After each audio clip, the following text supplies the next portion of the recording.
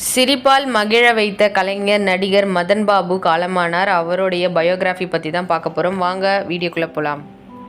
நகைச்சுவை நடிகர் மதன் பாப் இன்று சென்னை அடையாறில் தனது இல்லத்தில் உடல்நலக் குறைவால் காலமானார்.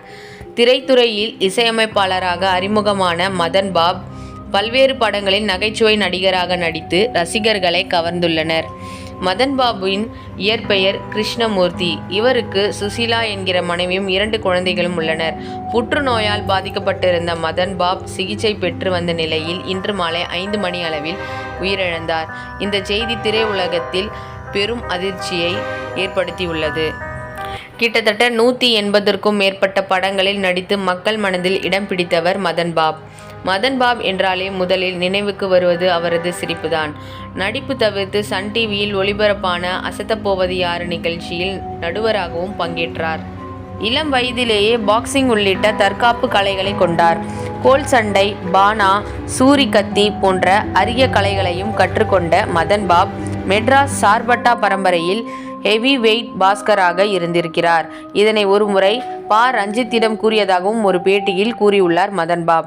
இன்னொரு பக்கம் இசையில் ஆர்வம் கொண்ட இவர் கிட்டார், மிருதங்கள் உள்ளிட்ட இசை கருவிகளையும் கற்றுக்கொண்டிருக்கிறார். கற்றலில் ஆர்வ மிகுதியால் புதிதாக எதையாவது கற்றுக்கொண்டே இருந்திருக்கிறார். கிட்டார் வாசிப்பதில் தேர்ச்சி அடைந்த மதன் பாப் தூர்தர்ஷன் சேனலில் பல்வேறு முக்கிய நிகழ்ச்சிகளும் வாசித்திருக்கிறார். இது தவிர பல மேடை நாடகங்களுக்கும் சீரியல்களுக்கும் பின்னணியில் கிட்டார் வாசித்திருக்கிறார். இவரது தம்பியுடன் சேர்ந்து நடத்திய மதன் பாப் இசைக்குழுவில் ஏஆர் ரகுமான் கீபோர்ட் பிளேயராக இருந்துள்ளார். ஆனால் மதன் பாப் இதை பற்றி எங்குமே பேசியதில்லை. தென்னாலி படத்தின் ரெக்கார்டிங் பணியின் போது திரையில் மதன் பாபை பார்த்த ரகுமான், இவருக்கு இந்த வாய்ப்பை கொடுத்ததற்கு நன்றி, இவர் என் குரு என்று இயக்குனர் KS ரவிக்குமாரிடம் கூறியிருக்கிறார். கடந்த சில ஆண்டுகளாக நடிப்பில் இருந்து விலகி இருந்த இவர் தனக்கு புற்றுநோய் ஏற்பட்டது குறித்து வெளியில் யாரிடமும் சொல்லாமலே இருந்து வந்துள்ளார்.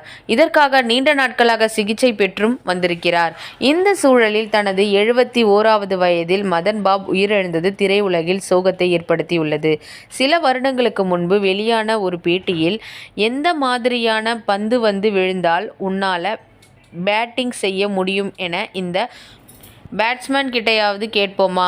இந்த பந்தாக இருந்தாலும் அதில் சிக்ஸர் அடிக்க வேண்டும், பவுண்டரி அடிக்க வேண்டும், அதுதான் சரி என்று மதன் பாப் கூறியிருந்தார்.